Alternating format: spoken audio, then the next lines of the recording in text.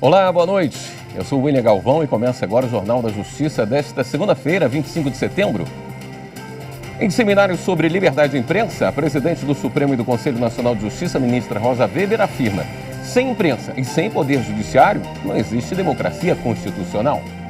Esse é um dos destaques de hoje. E você acompanha também nesta edição. Supremo cobra informações da União sobre medidas de proteção aos Yanomami. STF valida regra que estabelece que chefe da Procuradoria do Estado do Rio Grande do Norte seja nomeado dentre integrantes da carreira. E ainda, Superior Tribunal de Justiça decide que medida protetiva prevista na Lei Maria da Penha perde eficácia caso a vítima permita a aproximação do réu.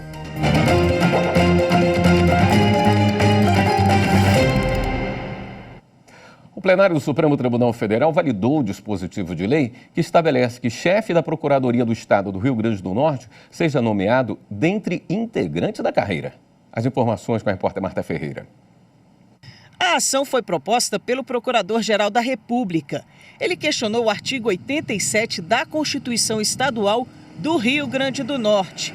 O dispositivo determina que o chefe da Procuradoria-Geral do Estado seja nomeado dentre integrantes da carreira. O argumento é que o dispositivo afrontaria o parágrafo 1º do artigo 131 da Constituição Federal, que prevê que a AGU tem por chefe o advogado-geral da União, de livre nomeação pelo presidente da República dentre cidadãos maiores de 35 anos, de notável saber jurídico e reputação ilibada. Ressalta ainda que as procuradorias estaduais mantêm com o governador do estado relação correspondente à estabelecida entre a Advocacia Geral da União e o presidente da República. O processo foi levado a julgamento em sessão no plenário virtual, sob a relatoria do ministro Nunes Marques, que acolheu o pedido feito pelo autor da ação.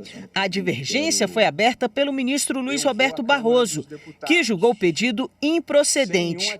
Ele destacou que, embora a Procuradoria-Geral seja vinculada ao governador, não há dúvida de que se trata de verdadeira instituição de Estado, que extrapola a vontade de governos transitórios. Assim, Barroso entendeu que é razoável que o constituinte estadual, no exercício de sua auto-organização, entenda que um membro da instituição, em tese, tenha maior aptidão para exercer o cargo de Procurador-Geral do Estado com impessoalidade e eficiência. O voto de Barroso foi seguido pela maioria dos ministros, vencidos o relator Nunes Marques e o ministro Dias Toffoli. O ministro Luiz Roberto Barroso, do STF, determinou que a União preste informações sobre o andamento das medidas de proteção aos Yanomami estabelecidas na ação em que se discute a omissão do governo federal no combate à Covid-19 entre os indígenas. Segundo a Articulação dos Povos Indígenas do Brasil, as medidas determinadas pelo Supremo estariam sendo descumpridas. Rafaela Vivas. Segundo a Articulação dos Povos Indígenas do Brasil, uma das autoras da ação, os órgãos federais estariam descumprindo as determinações. E mesmo com a realização de algumas operações, o garimpo na terra indígena Yanomami teria crescido 4% de janeiro a junho deste ano. A ABIP ainda aponta atuação deficiente ou com demora das Forças Armadas em apoiar os órgãos federais para o cumprimento das decisões, interrupção dos alertas de garimpo, fechamento do espaço aéreo por 6 dias, dificultando o combate à mineração ilegal, falha ou demora na entrega de cestas alimentares destinadas à ajuda humanitária. Com base no relato, o ministro Barroso determinou que a União se manifeste detalhadamente por cada um dos órgãos que atuam na área. E o ministro Luiz Roberto Barroso encerrou agora há pouco o seminário Liberdade de Imprensa, onde estamos e para onde vamos, do Conselho Nacional de Justiça. O encontro debateu temas como censura prévia, sigilo da fonte, punibilidade dos ataques a jornalistas e desinformação. Quem traz os detalhes é a repórter Viviane Novaes. O encontro reuniu representantes da Justiça e de entidades e veículos de comunicação. A ministra Rosa Weber, presidente do Supremo e do Conselho Nacional de Justiça, falou sobre o papel da imprensa e do Poder Judiciário na defesa da democracia constitucional. Sem um poder judiciário isento e independente e sem imprensa livre, não há democracia constitucional. A Constituição protege o juízo crítico sobre a narrativa dos fatos, ainda quando ele, juízo crítico, não traduza a melhor interpretação dos acontecimentos narrados. A liberdade de imprensa é um direito fundamental previsto na Constituição Federal. A lei maior do país garante a livre expressão da atividade intelectual, científica e de comunicação e proíbe a censura política, ideológica e artística. O encontro falou sobre as agressões a profissionais de imprensa. O monitoramento de ataques a jornalistas no Brasil registrou 557 casos no ano passado. Em 145 deles, a violência foi praticada contra mulheres no exercício da profissão. O conselheiro do CNJ, Mauro Martins, coordenador da Comissão Executiva do Fórum Nacional do Poder Judiciário e Liberdade de Imprensa, destacou a necessidade de se combater as tentativas de censura no país. E não há pessoas nem sociedades livres sem liberdade de expressão e de imprensa, na exata medida em que esse direito, por traduzir uma prerrogativa inalienável dos cidadãos, não pode sofrer restrições nem limitações de qualquer ordem, especialmente quando impostos pelo Estado e por seus agentes. STJ decide que medida protetiva prevista na Lei Maria da Penha perde eficácia caso a vítima permita a aproximação do réu. Assunto para o próximo bloco. Até já.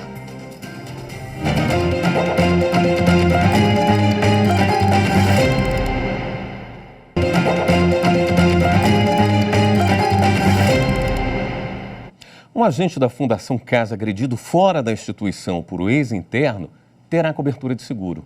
A decisão da terceira turma do Superior Tribunal de Justiça. Jéssica Castro. Na origem do caso, um agente da Fundação Centro de Atendimento Socioeducativo ao Adolescente de São Paulo, conhecida como Fundação Casa, foi atingido por um tiro disparado por um ex-interno. Ele pediu então a cobertura de diária por incapacidade temporária, prevista no contrato de seguro coletivo de pessoas, mas a seguradora se negou a pagar, alegando que a apólice só cobria eventos ocorridos no local de trabalho e durante a jornada. O caso ocorreu fora da instituição, mas estava relacionado ao trabalho do agente, porque, de acordo com os autos, antes mesmo da tentativa de homicídio, ele já vinha sofrendo ameaças de internos e ex-internos. Considerando estes fatos, o juízo de primeiro grau reconheceu o direito à indenização. O Tribunal de Justiça de São Paulo confirmou a decisão, sob o fundamento de que a seguradora não comprovou ter informado o segurado acerca da limitação da cobertura caso o sinistro acontecesse fora do horário de trabalho. No recurso ao STJ, a seguradora alegou, entre outros pontos, que a falha no dever de informação sobre as cláusulas limitativas da apólice não podem acarretar uma alteração contratual com a distorção da cobertura contratada, sob pena de enriquecimento ilícito do segurado. O relator do recurso, ministro Vilas Boas Cueva, destacou que, havendo dúvidas acerca da abrangência do contrato de adesão, deve prevalecer a interpretação mais favorável ao aderente. Ao reconhecer o direito à indenização securitária, o relator, acompanhado pelos demais ministros da terceira turma, ressaltou que, em relação aos seguros coletivos de pessoas na área da segurança pública, a jurisprudência do STJ entende que a morte de um policial no estrito cumprimento de suas obrigações legais, seja dentro ou fora do horário de serviço, gera direito à indenização, ainda que existam cláusulas mais restritivas na apólice. Já a quinta turma do STJ decidiu que a permissão da vítima para aproximação do réu afasta a violação de medida protetiva prevista na Lei Maria da Penha. Repórter Samanta Peçanha. Segundo o colegiado, com o consentimento, a conduta do réu se torna atípica, ou seja, não se enquadra na capitulação penal trazida pela Lei Maria da Penha. O entendimento foi estabelecido pela quinta turma ao dar provimento ao recurso especial. O relator, ministro Ribeiro Dantas, absolveu o réu do crime de violação de medida protetiva adotada em favor da mãe dele, após a genitora tê-lo autorizado a morar no mesmo lote que ela, mas em casas diferentes. Entre as medidas protetivas, o réu havia sido proibido de se aproximar a menos de 500 metros da vítima. Contudo, de acordo com a mãe, ela autorizou a entrada do filho no lote porque ele estava em situação de rua.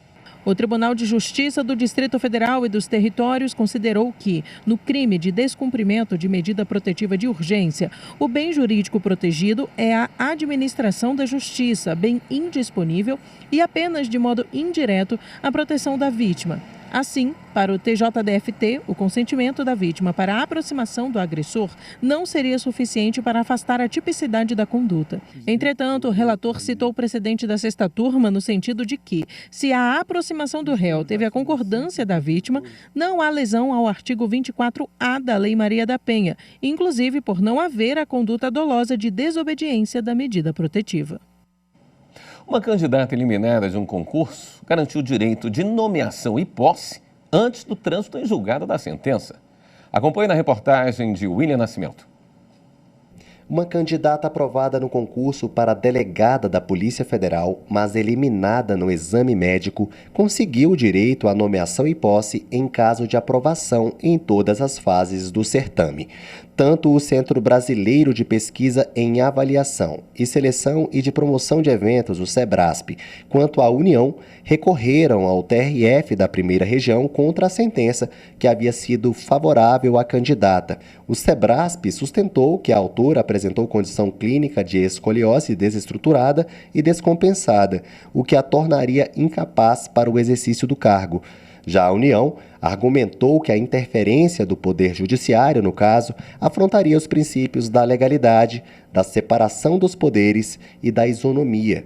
Mas, ao analisar o processo, a relatora, desembargadora federal Ana Carolina Roman, destacou que, apesar de os exames radiográficos terem demonstrado visível alteração, a autora apresentou avaliações médicas que concluíram que a condição não seria causa incapacitante. Portanto, para a magistrada, a eliminação da candidata por esse motivo seria ilegal. Diante dessa ilegalidade, a desembargadora considerou que o argumento da União de que o Poder Judiciário teria invadido a seara do administrador se esvaziou, tendo em vista que compete sim ao Judiciário coibir a prática de ilegalidades, o que no caso em análise ficou demonstrado. O voto da relatora foi acompanhado por unanimidade pelo colegiado da 12ª turma. A 7ª turma do TST anulou penhora e arrematação de um apartamento que serviria para quitar débitos trabalhistas. A decisão levou em conta que o imóvel já havia sido penhorado e arrematado em uma ação civil. Evne Araújo. O apartamento foi penhorado pela Justiça do Trabalho depois de uma empresa de arquitetura e engenharia ter sido condenada em uma ação trabalhista. Em agosto de 2018, o imóvel foi arrematado em leilão. Contra a transação, uma empresária apresentou ação anulatória. Ela argumentou que havia adquirido o imóvel em 2012 de um condomínio que, por sua vez, teria recebido o apartamento em ação movida na Justiça Civil contra um casal de condôminos inadimplentes. Contudo, a transferência do bem só foi formalizada no Registro de Imóveis em 2021. Ao negar a ação anulatória, o Tribunal Regional do Trabalho da 2ª Região, em São Paulo, considerou que a transação entre a empresária e o condomínio só foi oficializada depois da arrematação na ação trabalhista. Para o TRT, não se trata de caso de posse de boa-fé, porque quando o compromisso de compra e venda foi firmado em 2012, o registro de imóveis apontava outras 6 penhoras decorrentes de execuções trabalhistas e processos cíveis. O caso chegou ao Tribunal Superior do Trabalho. O relator na 7ª turma, ministro Cláudio Brandão, concluiu que havia obstáculo à arrematação do imóvel na execução trabalhista em razão da penhora anterior. No entendimento dele, o fato de não haver registro da arrematação anterior, nem do contrato de compra e venda no cartório de imóveis, não retira a preferência do condomínio na aquisição do bem. O ministro lembrou que, segundo o Código de Processo Civil, quando mais de uma penhora recai sobre o mesmo bem, cada exequente conserva o direito de preferência. Não houve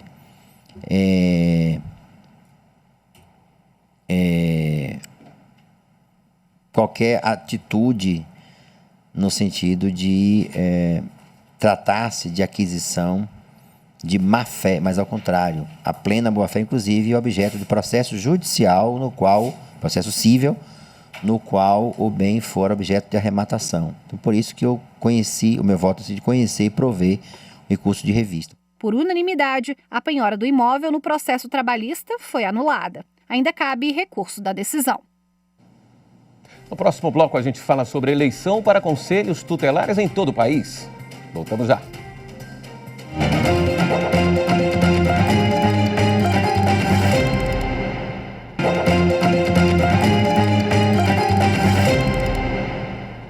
No próximo domingo, tem eleição para definir os integrantes dos conselhos tutelares em todo o país. Nesta segunda-feira, no Distrito Federal, começou a carga das urnas eletrônicas cedidas pela Justiça Eleitoral e que serão usadas na votação. Fábio Ruas tem as informações. Em todo o Distrito Federal vão ser eleitos 220 conselheiros tutelares e 440 suplentes. E o Tribunal Regional Eleitoral do DF já começou a carga das primeiras 400 urnas eletrônicas cedidas pelo Tribunal Superior Eleitoral. Os equipamentos vão ser usados em 146 locais de votação. A carga serve para deixar as urnas preparadas para o dia de votação. Até quarta-feira, todas as 1.169 urnas que serão usadas aqui no Distrito Federal já devem estar carregadas.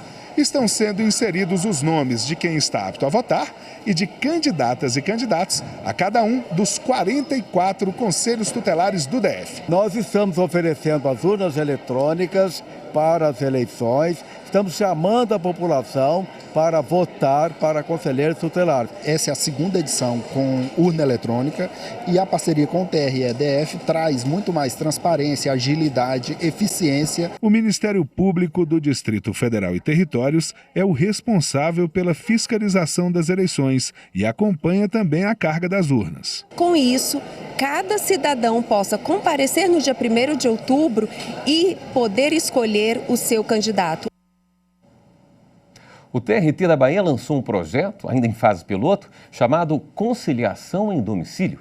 A ideia é que os oficiais de justiça sejam voluntários, passem por aperfeiçoamento das técnicas de mediação e auxiliem nos processos de acordo entre as partes. Repórter Carolina Vasco. Eles são essenciais para a justiça do trabalho, levando a trabalhadores e empregadores os mandados, notificações, citações e intimações.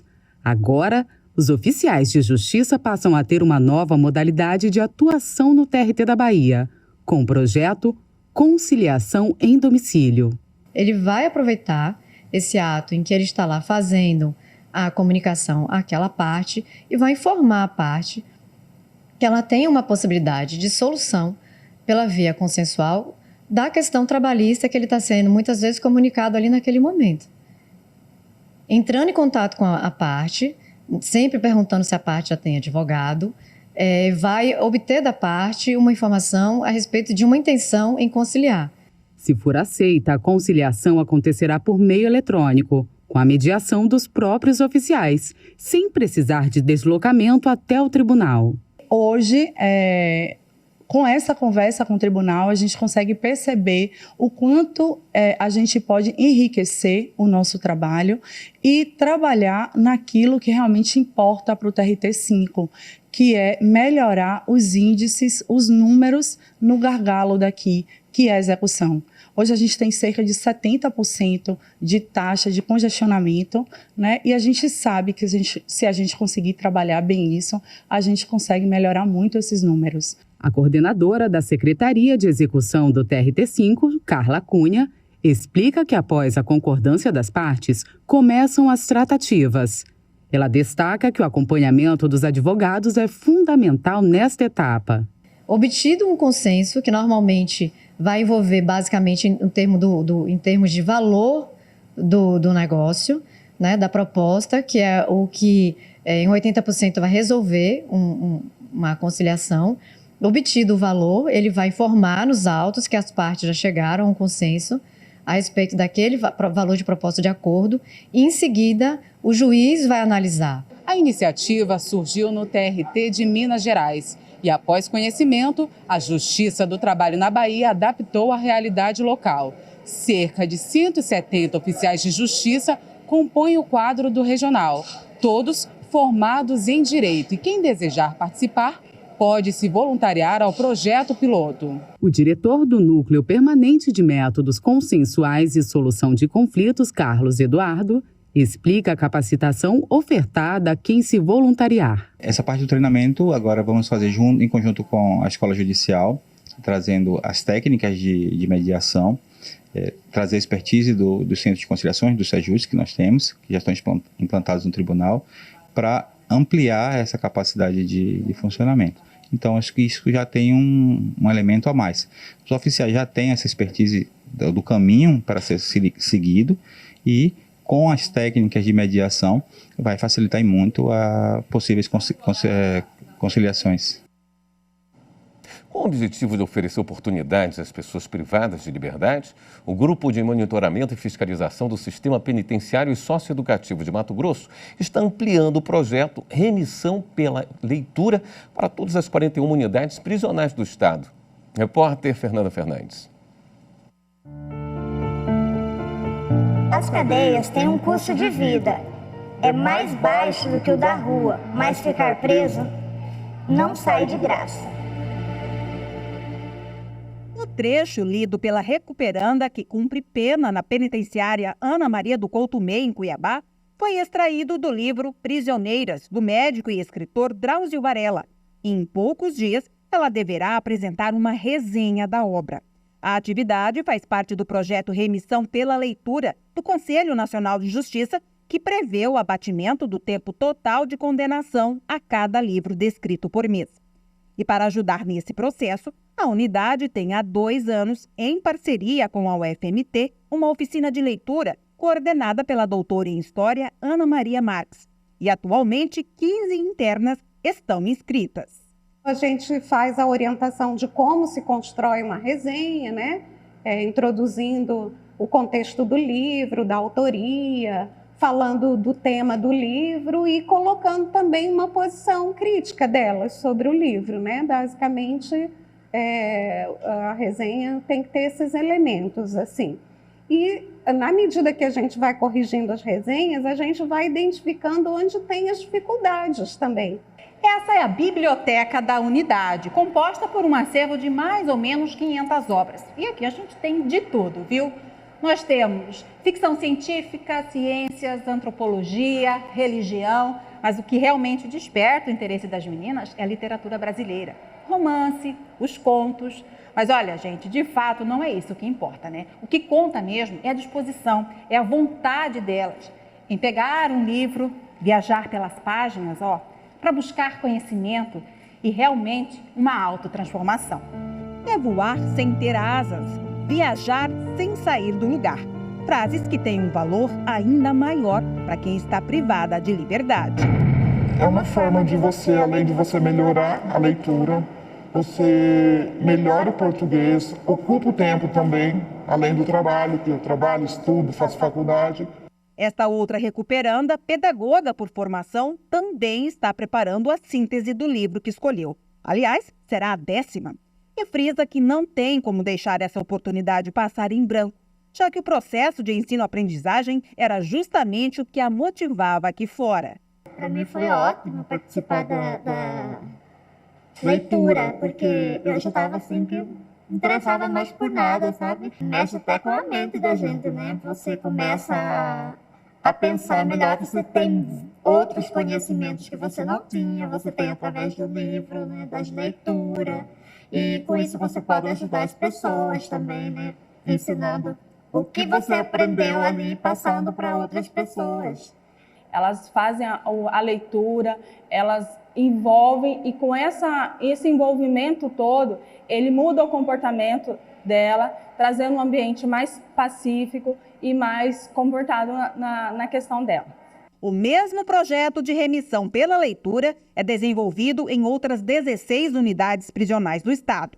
Mas uma recente instrução normativa do Grupo de Monitoramento e Fiscalização do Sistema Carcerário e Socioeducativo de Mato Grosso, o GMF, regulamenta a implantação da iniciativa em todos os 41 estabelecimentos penais do Estado.